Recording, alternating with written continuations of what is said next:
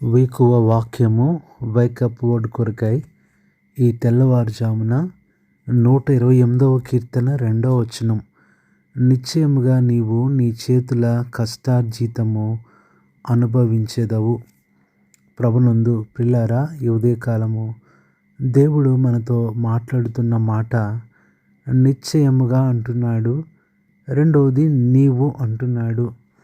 ఇక్కడ ఆయన చెప్తున్న మాట, నీ చేతుల కష్టార్జితము అనుభవించెదవు.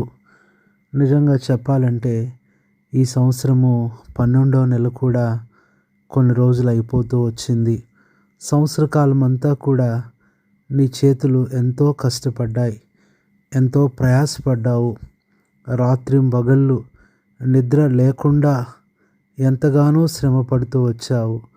అయితే నీ కష్టార్జితము నువ్వు అనుభవించలేకపోయావేమో.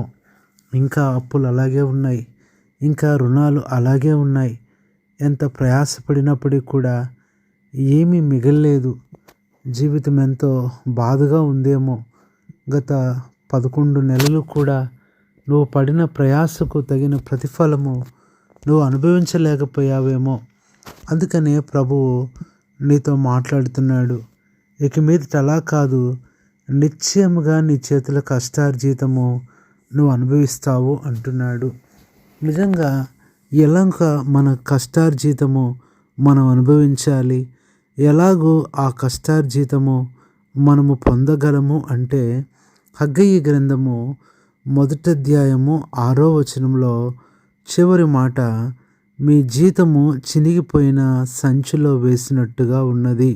నిజంగానే ఎంత కష్టపడుతున్నా కూడా అంతా కూడా చినిగిపోయిన సంచిలో వేసినట్లు అయిపోతుంది.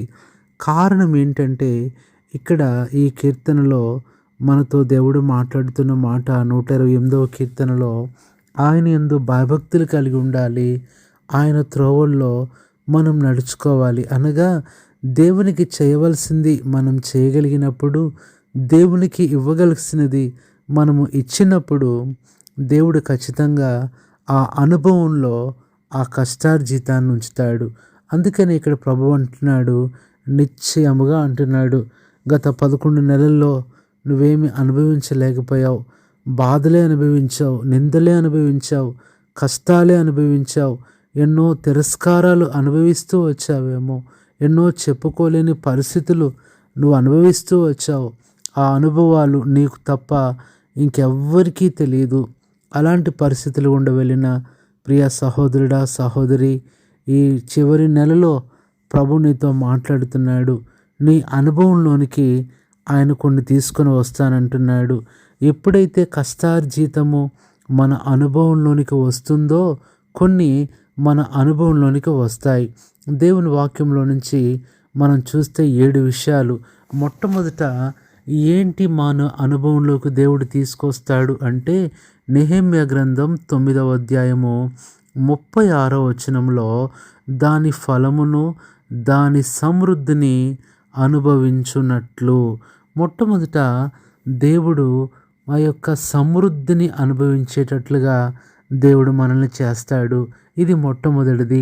మరి ఇప్పటి వరకు ఎంతో కొరతలతో ఉన్నావేమో, ఏమీ లేకుండా ఉన్నావేమో. ఈ సంవత్సర అంతంలో నమ్ము, ఆయన యందు విశ్వాసం ఉంచు. దేవుడు తప్పనిసరిగా సమృద్ధిని నీ అనుభవంలోకి తీసుకుని వస్తాడు. రెండవ మాట, సామెతల గ్రంథం 13:2, నోటి ఫలము చేత మనుషుడు మేలు అనుభవించును. ప్రియులారా, రెండవదిగా దేవుడు మేలును నీ అనుభవంలోకి తీసుకొని వస్తాడు. గత 11 నెలలు కూడా మనుషులు నీకు కీడే చేస్తూ వచ్చారేమో, ఎన్నో కీడులు నువ్వు అనుభవిస్తూ వచ్చావు.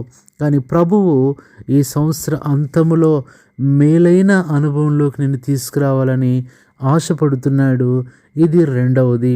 మూడవది చూసినట్లయితే యెషయా గ్రంథము మనం చూసినట్లయితే 53వ అధ్యాయము 3వ వచనంలో ప్రభువు మన కొరకు వ్యసనాక్రాంతుడిగా వ్యాధిని అనుభవించిన వాడుగా ఉంటూ వచ్చాడు. అందుకని ఆయన వ్యాధిని అనుభవిస్తూ వచ్చాడు, కానీ మనకైతే ఆరోగ్యాన్ని అనుభవంలోకి తీసుకొని వచ్చాడు. అందుకనే ఇక్కడ ఆయన పొందిన దెబ్బల ద్వారా మనకు స్వస్థత కలుగుచున్నది. మూడవది, స్వస్థత అనే అనుభవంలోకి దేవుడు నన్ను తీసుకొస్తాడు. ఇప్పుడు దాకా ఎన్నో అనారోగ్యాలు, ఎన్నో ఆరోగ్యకరమైన పరిస్థితులు ఎదుర్కొంటూ వచ్చావేమో, ఎన్నో మందులు, ఎన్నో భయాలు, ఎన్నోసార్లు హాస్పిటల్స్కి. కానీ ప్రభునందు విశ్వాసం ఉంచు, ఆరోగ్యాన్ని నీ అనుభవంలోకి ఆయన తీసుకుని వస్తాడు. ఇది మూడవదిగా మనం చూస్తున్నాం. నాలుగవదిగా చూస్తే అపోస్తలుల కార్యముల గ్రంథము 24వ అధ్యాయము 3వ వచనములో అక్కడ ఎంతో నెమ్మది అనుభవించుచున్నామంటున్నాడు. గత 11 నెలలు తొందరకరమైన పరిస్థితులు, కలవరము, వేదన, ఎంతో కృంగిపోయావు, ఎంతో ఏడుస్తూ వచ్చావు. ఇంట్లో నెమ్మది లేదు, ఉద్యోగంలో నెమ్మది లేదు, కుటుంబంలో నెమ్మది లేదు, సంఘంలో నెమ్మది లేదు.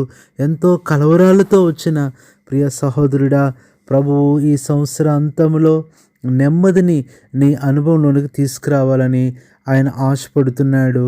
ఇది నాలుగవది. ఐదవది చూస్తే యెషయా గ్రంథం 61:6, జనముల ఐశ్వర్యమును మీరు అనుభవింతురు. ఐశ్వర్య అనుభవంలో కూడా దేవునిని తీసుకుని వస్తాడు. ఎన్నో రుణాలు, ఎన్నో కట్టాల్సినవి, ఎన్నో అప్పులు, బాధపడుతూ దిగులు పడుతున్నావేమో, దేవుడు తప్పనిసరిగా ఐశ్వర్య అనే అనుభవంలో దేవుడు నీకు సహాయం చేసేవాడుగా ఉంటున్నాడు. ఇది ఐదవది. ఆరవది మనం చూసినట్లయితే యెషయా గ్రంథం 1:19లో మీరు భూమి యొక్క మంచి పదార్థములను అనుభవింతురు. ప్రభువు నీ కొరకై మంచి పదార్థాలు దాచిపెట్టాడు. తప్పనిసరిగా నువ్వు అనుభవిస్తావు.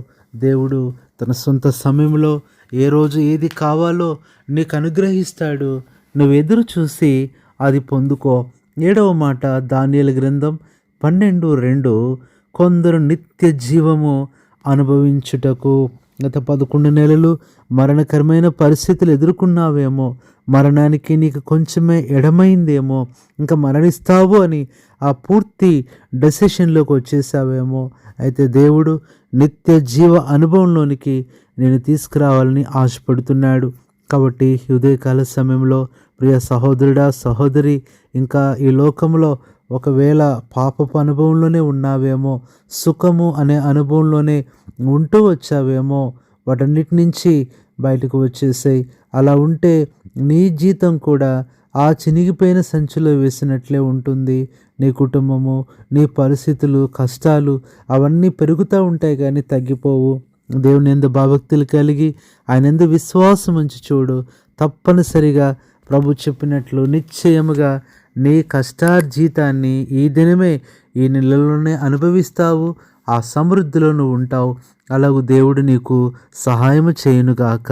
పరిశుద్ధుడైన తండ్రి, ప్రభువైన యేసుక్రీస్తు నామంలో నీ పాదములకు వందనాలు చెల్లిస్తున్నాం. ఈ యొక్క ఉదయకాలం తెల్లవారు సమయం ప్రభువా, మా ప్రియులను జ్ఞాపకం చేసుకొని మాట్లాడుతూ వచ్చిన మరి 128వ కీర్తన 2వ వచనాన్ని బట్టి కూడా వందనాలు ప్రభువా.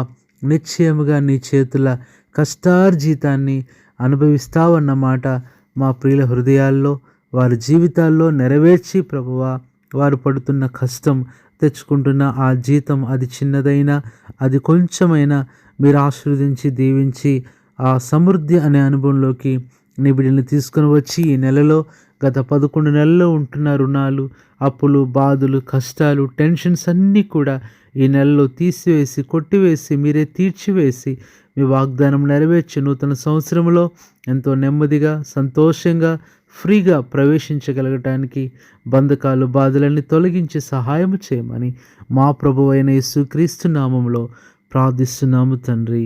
ఆమేన్. మన తండ్రి అయిన దేవుని ప్రేమ, ప్రభువైన యేసుక్రీస్తు కృప, పరిశుద్ధాత్మన్యోన్య సహవాసం మనందరికీ సదాకాలము తోడై ఉండి నడిపించునుగాక. ఆమేన్.